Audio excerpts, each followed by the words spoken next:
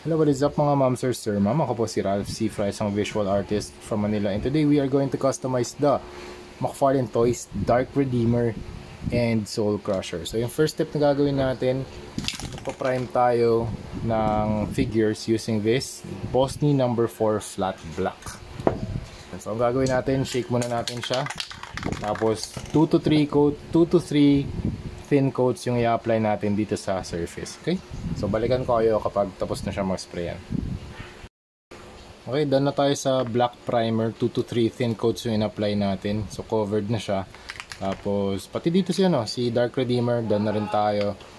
Then ito yung gagamitin natin for dry brushing, Vallejo Metal Color Steel. So for dry brush, it is a painting technique in which the brush holds a small quantity of paint that is applied or dragged across the surface. So ito yung paintbrush na gagamitin natin. It's a flat brush na used na. So preferred ko pa rin na gumamit ng used brush kasi talagang magiging sabog talaga yung bristles natin after dry brush kasi dinadrag natin yung paint across the surface. So for dry brushing, it adds weathering, it adds highlights and emphasizes the details of the sculpt. Okay, so try na natin dito sa action figures natin. Maglagay lang tayo ng konti dito sa palette, tapos wipe natin yung excess dito sa paper. Okay, try natin dito sa likod muna para ma-try lang natin yung surface. So, ginagawa natin to para hindi lang masyadong dark yung surfaces na inisprayan natin. So pwede pa, after nito, pwede pa tayo mag-apply ng mga iba't iba pang colors para lang magkaroon ng values kasi wala tong value ngayon sin talagang null, 'di ba? Zero. Ayan. Very dark values yung action figure natin ngayon. If you apply the dry brushing technique, nagkakaroon siya ng lighter values. Nakikita natin yung mga highlights kasi na-emphasize niya yung details ng sculpt and pati sa face.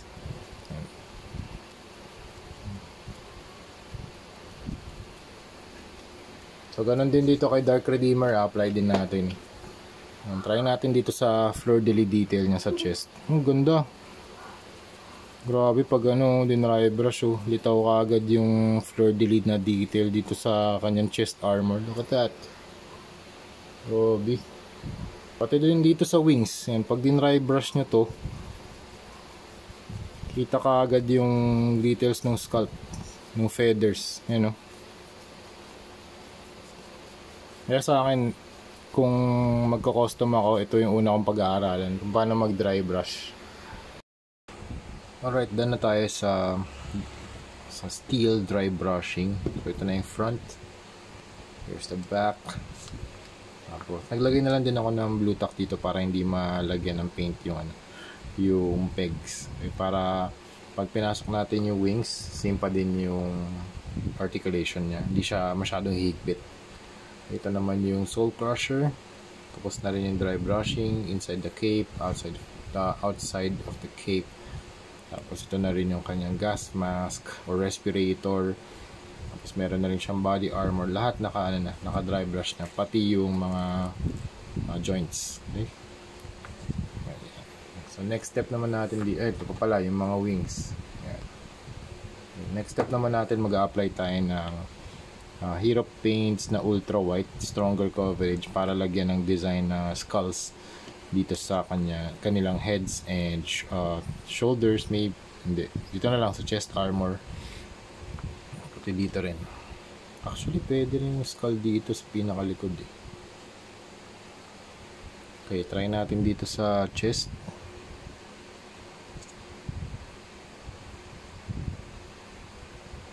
So parang halos dry brushing din yung ginagawa ko, pero tatabunan natin halos lahat ng part ng chest niya. Okay? Mamaya gagawa tayo ng skull. So right now, parang base coat muna tayo.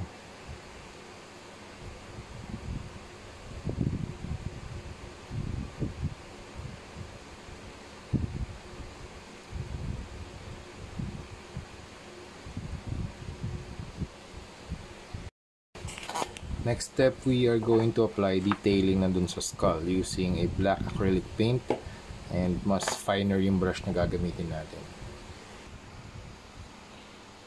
Okay, para dun sa detailing ng skull, let's start with the nose. Dito yan.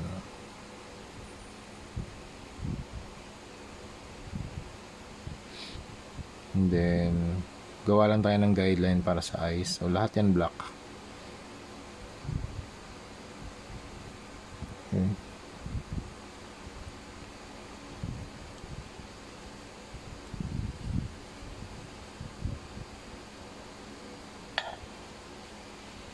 Okay, palitan ko yung brush ko na mas malaki para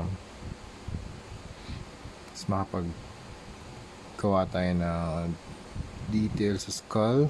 So mamaya na yung mga finer details. So dito muna tayo sa shape muna natin yung kanyang face. Okay, i-delete natin tong part na to. Mag-iiwan lang tayo dito sa gitna. Swap ulit ako ng finer brush, and then let's add the teeth.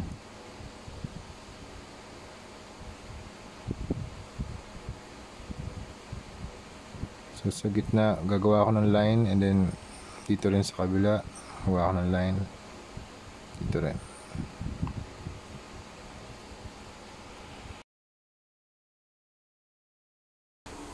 Okay, after that, we are going to use Hero Paints Leather Brown para sa base coat ng mga leathers, ng mga straps.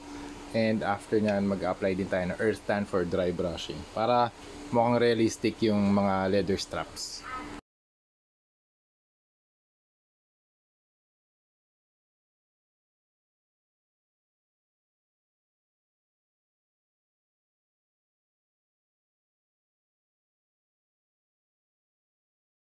And then sa other parts, katulad nitong respirator na cord or cable, gumamit din ako ng stone blue para magkaroon ng kaunting color separation between the metallic na mga blacks.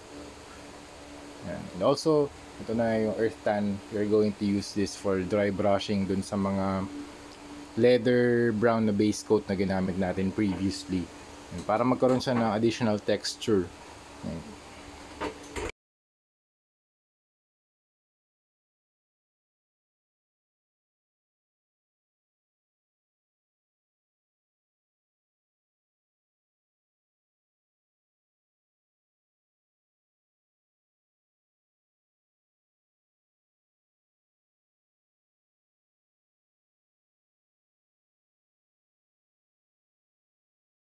dito naman kay Soul Redeemer tuloy, kay Dark Redeemer, dun sa armor niya, we used a Vallejo metal color gold para dun sa mga shoulder armor, sa arm guards, and sa leg armor. Para yun nga, additional color separation, additional contrast dun sa action figure. Hindi lang siya metallic na steel finish.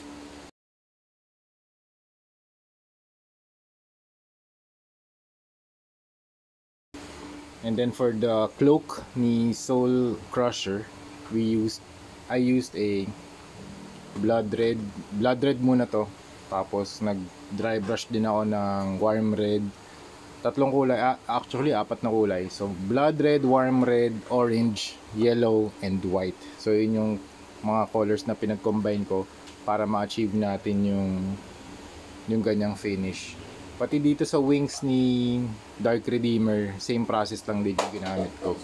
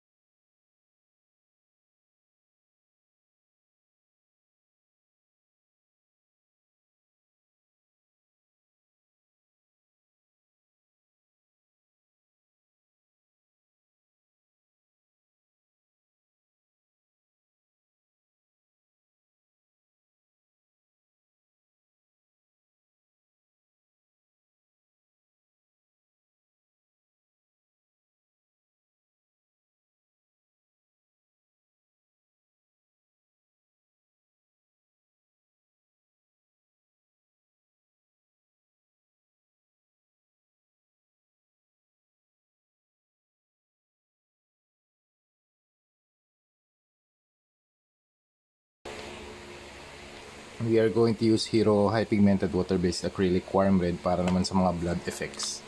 So, gagamit tayo ng sponge para pwede nating apply dun sa mga part na gusto natin meron mga blood splatters. Okay, try natin dito sa gauntlet nya. Mag-apply lang tayo ng dab lang natin yung sponge dun sa surface so it can create yung mga blood effect style.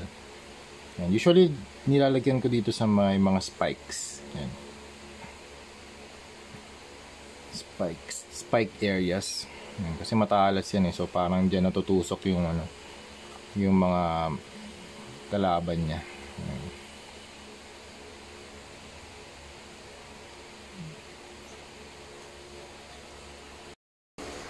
Okay, done na tayo sa ating project McFarlane Toys na Soul Crusher and Dark Redeemer. So yung color scheme halos pareho lang. So ulitin ko na lang din yung process na ginawa natin dito. First, nag-spray tayo ng black primer all over the body and yung mga accessories na yung guns. Tapos naggumawa tayo ng skull sa kanyang face and sa chest. And then after that, and then dry brush muna pala ng steel all over the body and the cape. Tapos yung skull detail dito sa chest and sa face, and then nag-add tayo ng leather brown and earth tan dito sa kanyang mga straps and pouches, and then silver dry brushing sa other parts of the armor or suit dito sa knees, and then dito stone blue para lang magkaroon ng color separation dun sa kanyang inner suit at saka dito sa gloves. And then naglagay din tayo ng mga skeleton or line details dito sa kanyang fingers para magmukhang skeleton. And then what else? Yung cape niya, ginawa natin siyang red, tapos meron din dry brush ng orange and yellow. Thank you very much Hero Paints for sponsoring these kinds of videos. Super ganda ng mga Hero Paints. Ngayon, kung gusto niyo bumili ng mga Hero Paints, punta lang kayo sa Shopee and Lazada. Then next, same lang yung process na ginawa natin. So black primer, dry brush ng steel. Tapos nag-dry brush din tayo dito sa kanyang armor ng gold. Vallejo metal paints. Vallejo metal paints yung ginagamit ko for the mga metallics na ginagamit natin for these kinds of action figure custom repaints. And then gumawa din tayo ng skull detail dito sa kanyang chest and sa head. And also dito sa kanyang sword, nag-dry brush din ako ng mga tatlong colors din. So red, orange, yellow, and white. Actually, 4 pala. Para mag-create ng gantong klaseng gradient. Okay? Tapos, gumawa lang din ako ng mga blood splatters using sponge. So yun, at yun na yung mga recap natin. Tapos dito sa paggawa ng kanyang wings, same process lang din kung paano ko ginawa itong kanyang cape. Or yung kanyang cloak. Ayan. So yung hoodie na merong kasamang cape, yung cloak. Tapos ito yung likod, ganun din. Ganda ng gawa ni McFarlane Toys. Super cool na mga sculpt nila talaga. Daming texture. Mag-ingat lang kayo dun sa mga sharp edges kasi yung maraming spikes, maraming pointed or sharp edges. So ingat lang kayo sa pag-handle ng mga ganong klaseng mga surfaces. Pero overall, this is a very nice na toys from McFarlane Toys. Ang daming texture, ang daming panels. Kaya gusto kong gawin yung mga ganitong klaseng repaints kasi na-emphasize talaga yung mga sculpt na ginawa nila sa factory. Lalo din dito, parang iba rin yung texture ng inner suit dito. Dito naman, ito parang mas denim eh. Dito para siyang maliliit na dots. Super cool na mga gawa nila. Kaya thank you very much din McFarlane Toys for making these kinds of action figures. So yun, that's it mga ma'am, sir, ma'am. Thank you very much for watching and see you sa next video. Bye bye.